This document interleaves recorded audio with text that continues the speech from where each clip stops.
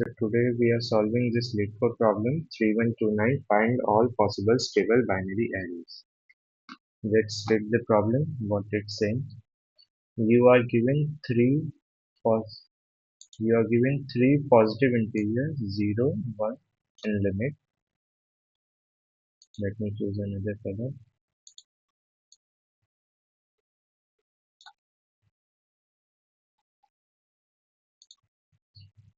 A binary array is called stable if the number of occurrence of 0 in array is exactly 0, the number of occurrence of 1 in array is exactly 1. Okay. And one more statement is given. Each subarray of ARR with a size greater than limit must contain both 0 and 1. This statement is little bit confusing. Let me frame it in a different way, like this. And that this statement and this statement, both the statements are equivalent. Let me read this statement. Any subarray with consecutive 0 or 1 must be at most limit long, not more than that. Means any subarray, let's say let's take this array. Any subarray with consecutive zeros, like this subarray has consecutive zeros, this subarray has consecutive zeros. Any subarray with the consecutive zeros, its must be length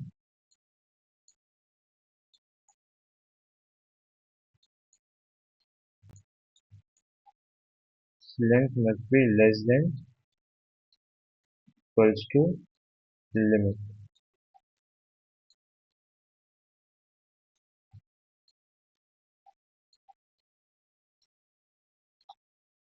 And we have to count the total number of stable binary arrays, and since the answer may be very large, we will return the modulo 10 to the power 9 plus 7. Okay. uh, you can try it yourself, then you can refer the solution. Okay, I'm moving to the solution.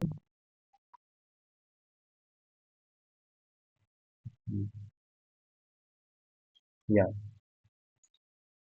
let's see the sample inputs first. The number of zeros is given 1, the number of ones is given 1, and the limit is 2. What are the possible arrays we can form using 1 0 and 1 1? That is 0 1 and 1 0. These are the two possible arrays we can form using 1 0 and 1 1, and the limit is given 2. That means any subarray whose length is greater than 2, it must contain both 0 and 1. Okay, so we can see the length is only 2, so there can be no subarray that has length greater than 2. Okay, so let's see this example what it's saying. The number of 0 is 1 and number of 1 is 2, and the limit given is 1. So let's see this array. Limit is 1 means we will have to check any subarray of length 2 and 3. Let's see this subarray. It has both 0 and 1. This one also has both 0 and 1. And let's say the subarray with length 3. It also has 0 and 1. Okay, so this is a valid stable array, we can say. What are the other possible arrays? This one and this one. Let's see this one. If we see, we have a subarray of length 2, but this one don't have any zeros. 0 is not there. And here also we can see in this subarray 0 is not there. So these are not stable. These two are not stable.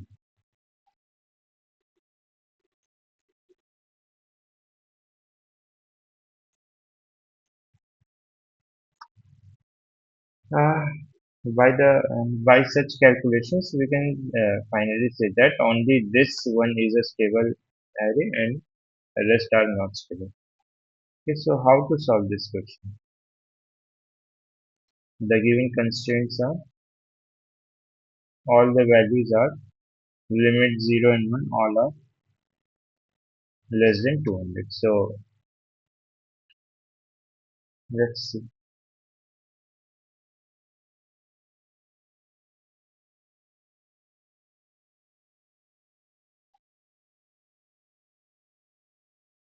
To solve this question, we will use a DP based approach.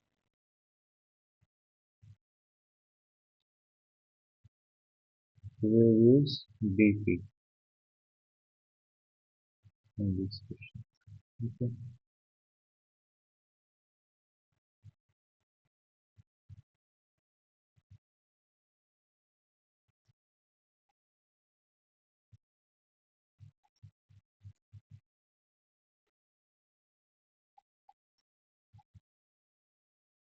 So while we are solving this question, let's see. Let me make some space to explain this.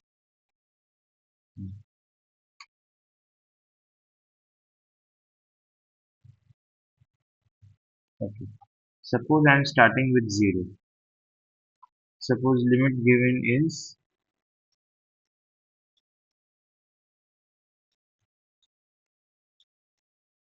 limit is 2. So let's say I'm starting with 0. I can take 1 0 or 2 consecutive 0. If I take 3, this will be invalid. This will be invalid. I guess.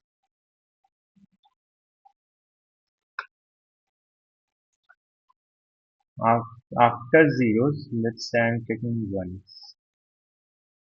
How much one I can take? One and one, two ones. Similarly here also one and two. Like this, I can also continue here also.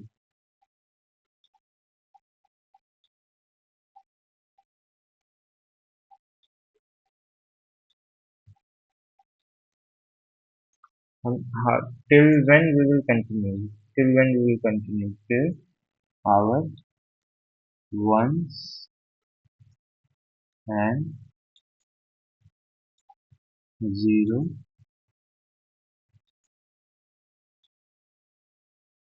becomes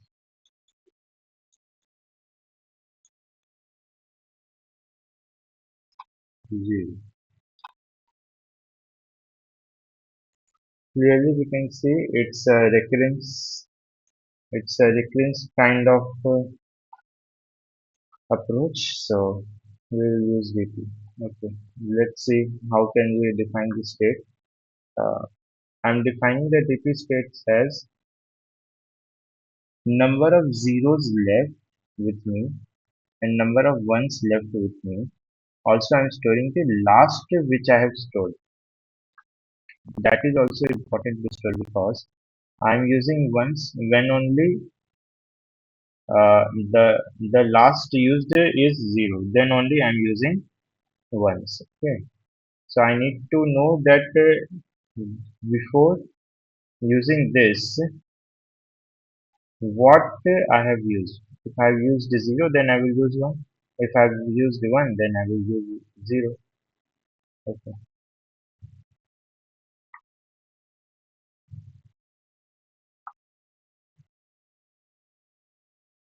Let's see the base. This is BP 0 0 0 equals to 1 and P 0 0 1 equals to 1. Stop.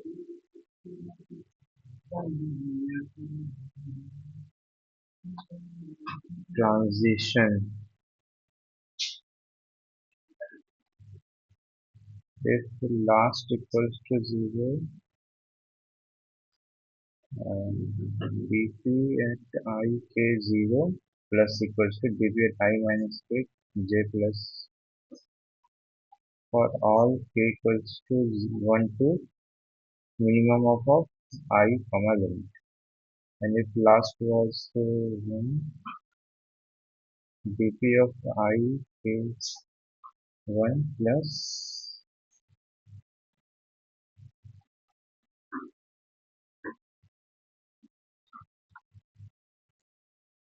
k minus 1 j plus 0 for all k. Okay, now let's code it up.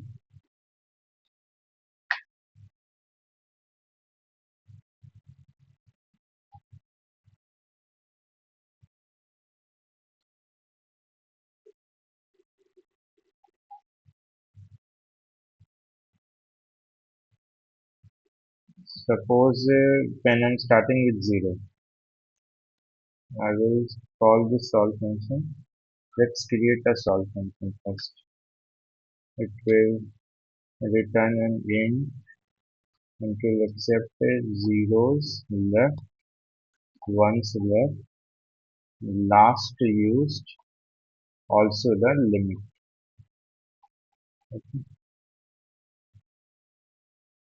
I'll pass 0, 1, and last used 1. For starting with 0, we will send last 0, 1.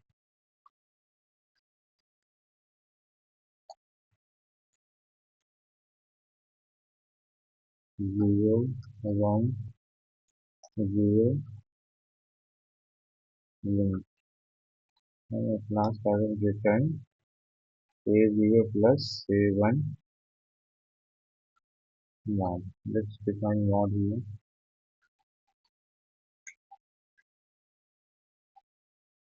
Int modulo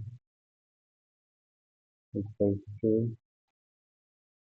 1a9 plus 7. Okay. If z equals to 0 and equals to 0, we return 1. That is our base case.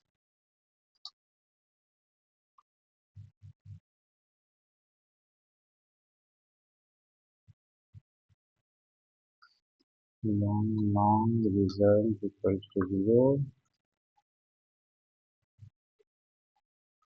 If last was 1, then int I equals to 1, I less than equals to minimum of 0, comma, limit I plus plus. Result equals to result plus solve z minus I 1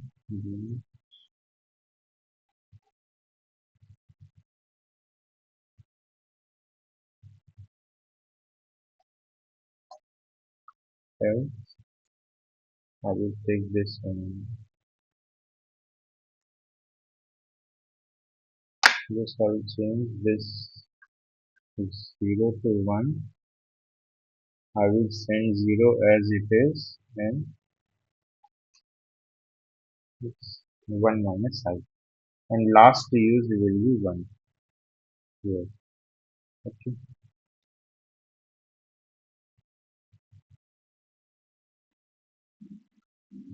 Last I will return sorry result.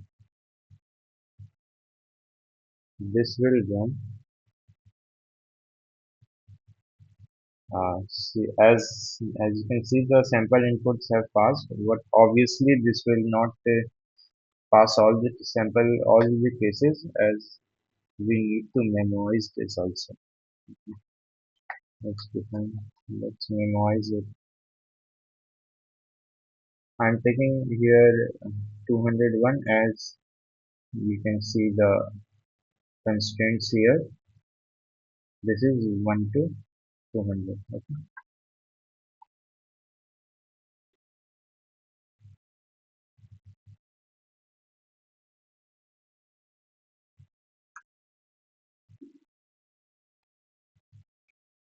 Copy at 0, 1 and last.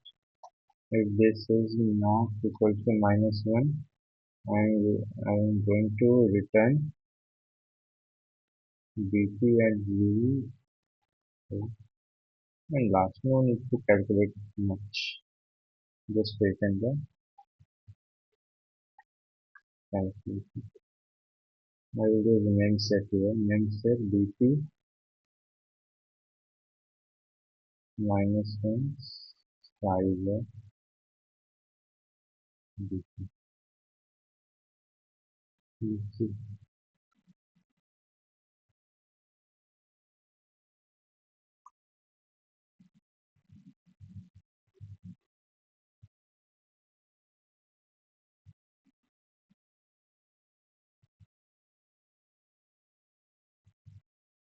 Oh, I can see them clearly. Let me see.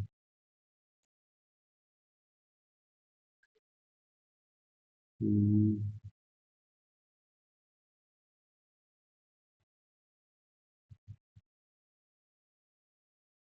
Oh, I'm not storing it in the DP here. I need to store it also.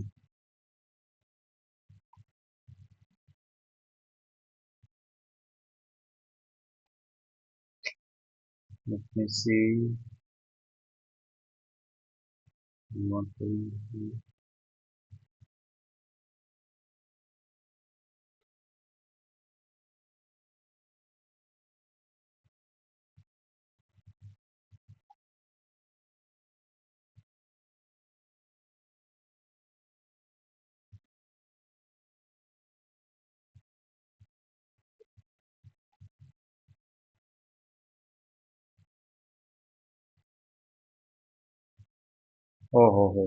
sorry. I need to use modulo here as this.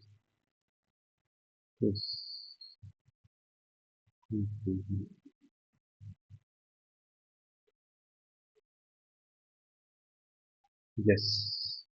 You see, it has passed. Now let's discuss the time complexity. Time complexity. How this time complexity is coming. What we are doing, we are basically filling this pp zeros and ones, and to fill each dp state we are using a loop and of a minimum of 0 comma limit or and 1 comma limit. So you can say this is the time complexity. Let's discuss the tabulation form also, how to implement tabulation. I am not going to write the tabulation code again. You can follow this from here. Nothing is changed. Just I have declared the DP array here. These are our base cases. Base case as before, same.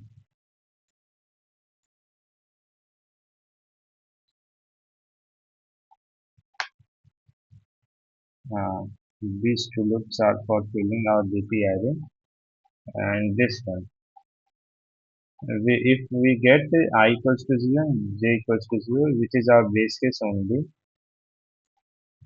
our basis only. So we already know the answer here, so we don't need to calculate. So we will continue. And this is for if last was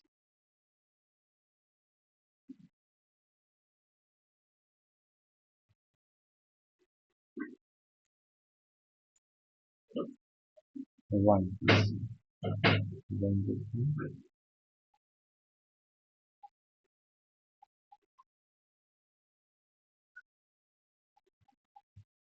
and last 0. So maybe this last 0. At last I will come to this one.